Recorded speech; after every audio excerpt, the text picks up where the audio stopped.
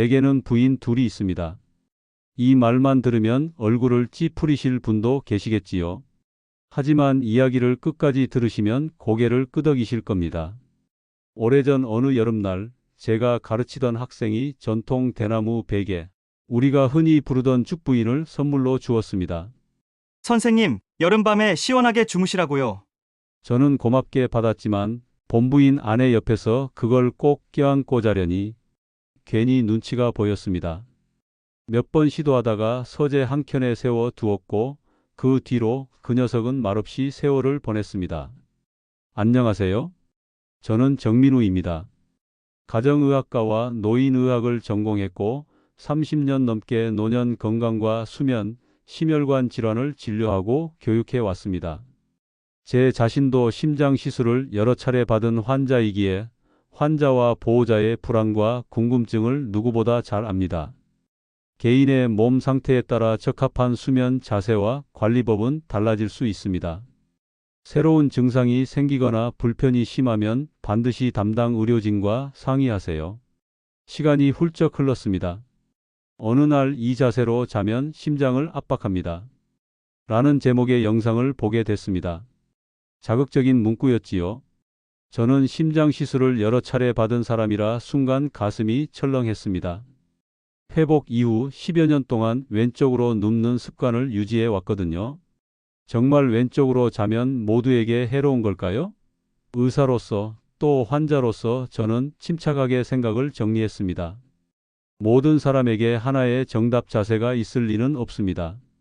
다만 사람마다 심장, 위, 호흡길, 허리 상태가 다르니 내 몸에 맞는 자세를 찾는 일이 중요합니다. 저는 일단 오른쪽으로 자보려고 마음먹었습니다. 그런데 몸은 쉽게 방향을 바꾸지 않았습니다. 오른쪽으로 잠들어도 아침이면 어느새 왼쪽으로. 그때 지인이 한마디 툭 던졌습니다. 바디필로우를 끼고 자면 고정되더라. 바로 그 순간 떠오른 것이 있었습니다. 서재 구석 20년을 묵묵히 서 있던 죽부인. 물티슈로 정성껏 닦고 아내에게 양해를 구한 뒤 그날 밤 오른쪽으로 누워 죽부인을 끌어안았습니다. 놀랍게도 다음날 아침까지 자세가 그대로였습니다. 그 후로도 며칠 저는 매일 오른편으로 안정적으로 잤습니다. 그때 깨달았습니다. 무심히 받은 물건도 오래 간직하면 제 쓰임을 드러낸다는 사실을요. 죽부인은 제게 두 번째 부인이자 잠자리에 든든한 지지대가 되었습니다. 오늘은 이 경험을 토대로 의사로서 권장할 수 있는 안전하고 실용적인 수면, 자세 가이드를 자세히 드리겠습니다. 특정 지역 이름도 특정 병원 이름도 필요 없습니다. 핵심은 내 몸에 맞게 근거에 따라 무리 없이입니다. 이 글을 끝까지 읽으시면 오늘 밤 바로 적용할 수 있는 7일 교정 계획과 침구 세팅 요령, 주의해야 할 신호까지 모두 갖고 가실 수 있습니다. 수면 자세가 왜 중요할까? 우리는 잠을 자는 동안 하루의 3분의 1을 보냅니다. 그 시간 동안 몸은 자세의 영향을 계속 받습니다. 자세가 편하면 깊은 잠에 쉽게 들고 밤새 여러 번 깨지 않습니다. 반대로 자세가 맞지 않으면 심장은 더 뛰고 속이 거북하고 숨길이 좁아지며 목과 허리, 어깨가 아침에 뻐근합니다. 특히 나이가 들수록 근육량이 줄고 관절의 유연성이 떨어지기 때문에 같은 자세라도 부담이 더 커집니다. 그러니 어느 쪽으로 잘 것인가는 단순한 취향 문제가 아니라 건강 문제입니다. 한 가지 더 기억하셔야 할 점이 있습니다. 우리의 몸은 밤새 같은 자세만 유지하지 않습니다. 뒤척입니다. 그래서 왼쪽이 절대 나쁘다 혹은 오른쪽만이 정답이다 같은 단정은 실제 생활과 맞지 않습니다. 중요한 건 내가 누웠을 때 더 편하고 덜 불편한 쪽을 기본 자세로 삼고 그 자세를 유지하기 쉽게 환경을 만드는 것입니다. 그리고 필요할 때는 바꿔 누울 수 있게 안전장치를 해두는 것이지요. 누구에게 어떤 자세가 유리한가? 심장 쪽이 민감한 분, 심장이 약하거나 시술수술 경험이 있거나 왼쪽으로 누웠을 때 심장 쿵쾅거림이 유난히 크게 느껴지는 분은 오른쪽 옆으로 자는 편이 편안한 경우가 많습니다. 왼쪽은 심장이 더 몸 바깥쪽에 가까워 심장 박동이 두드러지게 느껴질 수 있습니다. 또한 상체를 약간 세워주는 경사 베개를 쓰면 호흡이 편해지는 분이 있습니다. 역류성 식도 증상이 있으신 분, 밤에 속쓰림, 신물 올라옴, 눕자마자 기침이 심해지는 분은 왼쪽으로 누우면 편해지는 경우가 많습니다. 위의 모양과 식도의 위치 때문에 왼쪽으로 누울 때 위산이 역류하기 어려워지기 때문입니다. 여기에 침대 머리 쪽을 10에서 15cm 정도 높여 호흡과 소화를 돕는 방법을 병행하면 더 유리합니다. 높은 베개 여러 개를 겹치는 방식보다는 침대 머리를 통째로 약간 올리는 방식이 안정적입니다. 콧꼬리 수면 무호흡이 의심되는 분, 옆으로 자는 습관이 도움이 됩니다. 천장을 보고 반드시 누우면 혀와 영구개가 아래로 밀리며 기도가 좁아지기 쉽습니다. 옆으로 누운 자세를 밤새 유지하기 위해 바디필로우 또는 축부인 도구를 사용하는 전략이 현실적입니다. 다만 심한 무호흡은 병원에서 진단과 치료가 필요합니다. 허리목 통증이 있는 분, 어느 쪽이든 중립정렬이 우선입니다. 목은 과하게 꺾이지 않게, 허리는 과하게 꺼지지 않게, 골반은 비틀리지 않게. 옆으로 누울 때는 무릎 사이에 작은 베개를 끼워 골반이 돌아가지 않게 하고 허리 뒤를 얇은 수건으로 살짝 받쳐 공백을 줄여줍니다. 반드시 누울 땐 무릎 아래에 베개를 넣어 허리의 부담을 줄입니다. 침구 세팅의 원칙입니다. 베개의 높이는 목이 과하게 꺾이지 않아야 합니다. 옆으로 누웠을 때 목과 어깨가 일직선이 되도록 높이를 맞추세요. 너무 낮으면 목이 처지고 너무 높으면 귀가 어깨 쪽으로 구겨집니다. 옆으로 잠자는 분은 단단한 베개 한 개와 얇은 보조 베개를 조합해 미세 조정하는 방식이 좋습니다. 매트릭스 고르는 법입니다. 너무 푹신하면 골반이 가라앉아 허리가 꺾입니다. 너무 단단하면 어깨와 골반에 압력이 집중됩니다. 눕거나 돌아눕기 쉬운 중간 정도의 탄성을 권합니다. 침대 가장자리에 앉아 일어설 때 무릎과 엉덩이가 자연스러운 높이가 되는지도 확인해 보세요. 너무 낮으면 일어나기 힘듭니다. 방 온도와 습도 방법입니다. 너무 덥거나 건조하면 깊은 잠을 방해합니다. 얇은 이불을 겹쳐 체온을 미세 조절할 수 있게 준비하세요. 바람이 직접 몸에 닿지 않게 방향을 조절하고 밤새 목이 마르지 않게 침대 옆에 미지근한 물을 준비합니다. 역류나 콧꼬리가 있을 땐 침대 머리 쪽을 10에서 15cm 올리는 방법이 안정적입니다. 나무 블록이나 전용 리프터를 사용하면 한번 세팅해두고 매일 편하게 쓸 수 있습니다. 축부인 바디필로우 활용법입니다. 가슴에서 골반까지 자연스레 받칠 수 있는 길이가 좋습니다. 너무 짧으면 돌아눕기 쉽고 너무 두껍거나 단단하면 어깨가 말립니다. 품에 안았을 때 팔과 다리가 편하게 걸리는 두께가 적당합니다. 껴안는 위치는 가슴과 배 사이로 끼우고 위쪽 다리는 축부인 위로 살짝 올립니다. 무릎 사이에 베개를 끼우면 골반이 돌아가지 않습니다. 등 뒤에 얇은 베개나 말아놓은 수건을 받쳐 가드를 만들면 그대로 유지하는 데 도움이 됩니다. 여름과 겨울철 활용 방법입니다. 여름에는 대나무가 시원하고 통풍이 잘 됩니다. 겨울에는 면이나 극세사 커버를 씌워 차가움을 줄이세요. 커버는 땀 냄새가 배지 않게 자주 세탁합니다. 본체는 잘 마른 상태에서 보관해야 곰팡이를 막을 수 있습니다. 자세 교정 7일 계획입니다. 1일차 준비. 오늘 밤부터 할 일을 종이에 크게 써서 침대 머리맡에 붙입니다. 선택한 기본 자세를 적고 왜 그쪽을 택했는지도 메모하세요.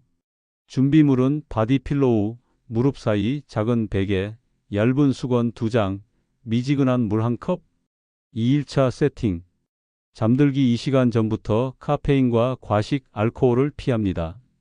가벼운 산책이나 온수 샤워로 체온을 살짝 올렸다가 침대에 들어갑니다. 기본 자세로 누워 바디필로우를 끼고 무릎 사이에 작은 베개를 넣습니다. 등 뒤에 말아둔 수건을 세워두고 손이 닿는 곳에 물을 둡니다. 3일차 유지. 밤중에 깨서 돌아눕고 싶어지면 억지로 버티지 말고 복식 호흡을 오해합니다. 코로 4초 들이마시고 입술을 오므려 6초 내쉽니다. 호흡 후에도 불편하면 반대쪽으로 바꿔 눕되 다시 잠들기 전 기본 자세로 한 번 더 돌아와 봅니다. 완벽이 목표가 아니라 대부분의 시간을 기본 자세로가 목표입니다. 4일차 점검.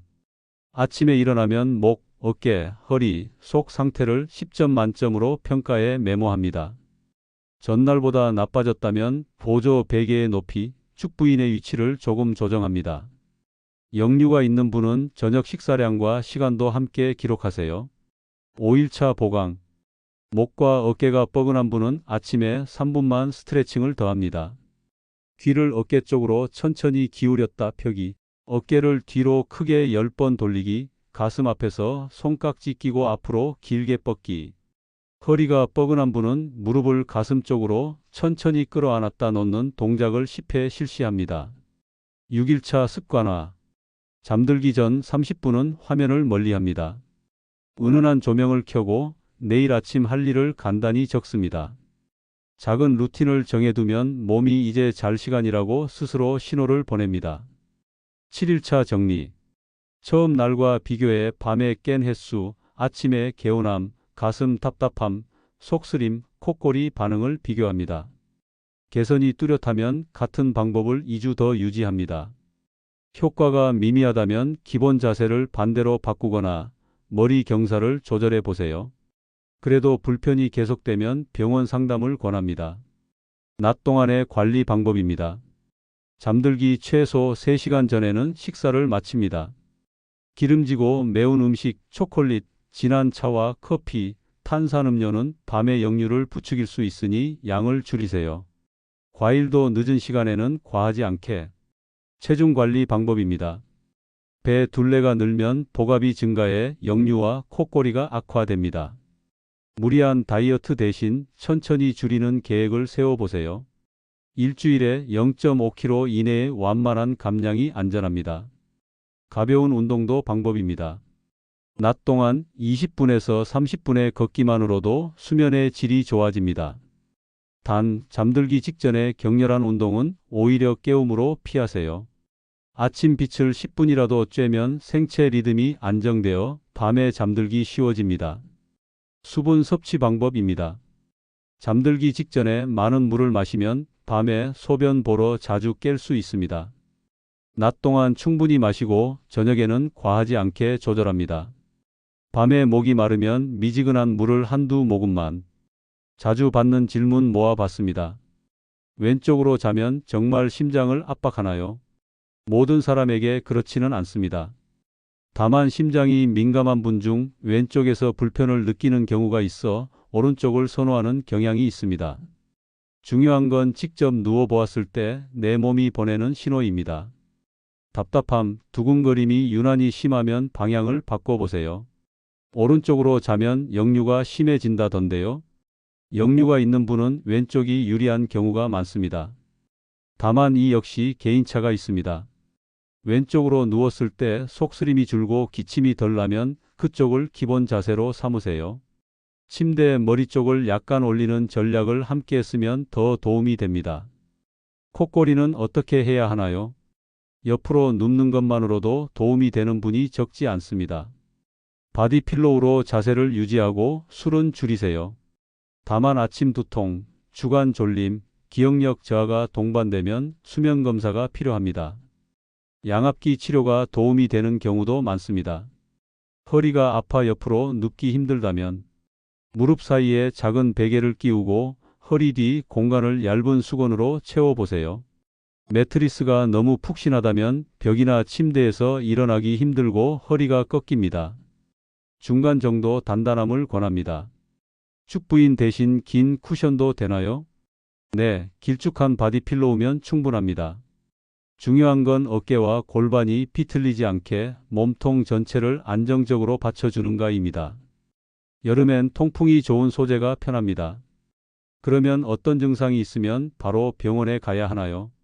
가슴 통증이 갑자기 심해졌거나 식은땀과 어지럼이 동반될 때, 밤에 숨이 차 깨거나 누우면 더 숨이 가쁘고 앉으면 편할 때, 밤마다 속쓰림과 신물 역류가 심해 잠을 계속 못 잘 때, 콧꼬리와 함께 숨 멈춤을 가족이 자주 목격하거나 아침 두통과 과도한 졸림이 계속될 때, 이런 경우는 자세 교정만으로 해결하려 하지 마시고 반드시 진료를 받으세요.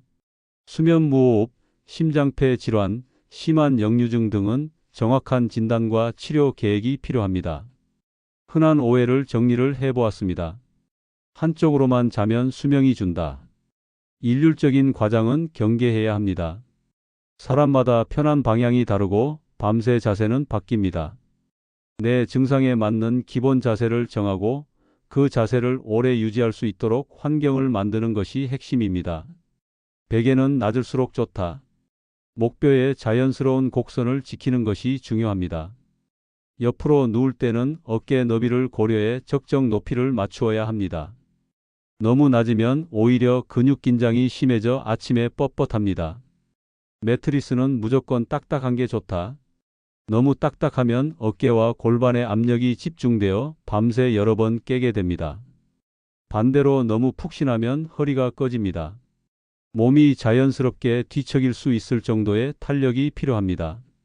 술 마시면 잠이 잘 온다. 잠드는 데는 도움이 될지 모르지만 깊은 잠을 방해하고 콧꼬리와 무호흡을 악화시킵니다. 밤 중각성을 늘리고 새벽에 자주 깹니다. 실제 적용 예시입니다. 심장 두근거림으로 왼쪽이 불편했던 분은 오른쪽 옆 자세를 기본으로 정하고 상체를 10도 정도 올리는 경사 베개를 사용했습니다. 바디 필로우를 끼우고 무릎 사이에 작은 베개를 넣자 뒤척임이 줄었고 새벽 각성 횟수가 눈에 띄게 감소했습니다. 야간 속쓰림이 심했던 분은 저녁 식사 시간을 앞당기고 튀김과 매운 반찬을 줄였습니다. 침대 머리 쪽을 12cm 올리고 왼쪽으로 눕게 하니 야간 기침이 현저히 줄었습니다. 일주일 후에는 야간 각성이 절반 이하로 감소했습니다. 콧꼬리로 가족이 힘들어하던 분은 옆으로 누워 자는 체위교정부터 시작했습니다. 바디 필로우로 자세를 유지하고 늦은 시간 술을 끊었습니다. 콧꼬리 소리가 줄었으나 아침 졸림이 남아 수면 검사를 시행했고 중등도의 무호흡이 확인되어 치료를 이어갔습니다. 이처럼 자세만으로 해결되지 않는 경우도 있으니 신호를 잘 살피셔야 합니다. 마지막 권고입니다. 오늘 밤 다음 5가지만 실천해 보십시오. 잠들기 2시간에서 3시간 전 식사를 마치고 과식과 술, 카페인을 피한다. 내 증상에 맞춰 기본 자세를 정한다. 심장 불편은 오른쪽, 역류는 왼쪽, 콧꼬리는 옆으로. 바디 필로우나 축 부인을 가슴과 배 사이에 끼고 무릎 사이에 작은 베개를 넣는다. 침대 머리 쪽을 10에서 15cm 올려 호흡과 소화를 돕는다. 밤중에 깨면 복식 호흡 5회 후 다시 기본 자세로 돌아간다. 완벽이 아니라 대부분의 시간 유지가 목표입니다. 그리고 내일 아침 몸의 반응을 간단히 기록하세요.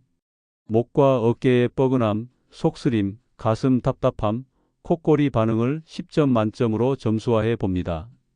일주일만 기록해도 내게 맞는 세팅이 무엇인지 길이 보입니다. 축부인이 제게 그랬듯 여러분에게도 작은 도구 하나가 큰 변화를 만들어 줄 수 있습니다. 꼭 죽부인이 아니어도 좋습니다. 내 몸을 편안히 붙잡아 줄 지지대, 방향을 잃었을 때 다시 돌아올 수 있는 기준점이 하나 있으면 됩니다. 나에게 맞는 자세를 찾고 그 자세를 지키기 쉬운 환경을 만들고 몸의 신호를 매일 한 줄씩 기록해 보십시오.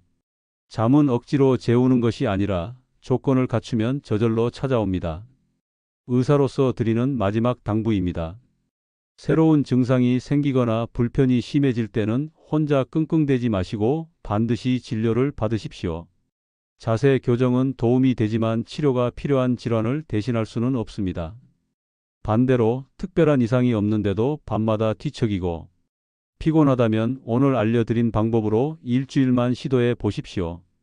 대부분의 분이 생각보다 쉬웠다, 아침이 다르다라고 말합니다. 오늘 밤 여러분의 침대에 작은 변화 하나를 더해 보십시오. 몸은 그 변화를 곧장 알아차리고 내일의 하루로 답해 줄 것입니다. 편안한 밤, 가벼운 아침, 그 사이를 이어주는 건 거창한 약이 아니라 잘 고른 자세와 환경입니다. 필요한 것은 거창한 결심이 아니라 작은 실천입니다. 지금 이 순간 베개의 높이를 만져보고 바디 필로우를 끌어와 보십시오. 그리고 조용히 옆으로 누워 폭식 호흡을 한번 해보세요. 오늘 밤이 여러분의 새로운 시작이 되길 진심으로 바랍니다.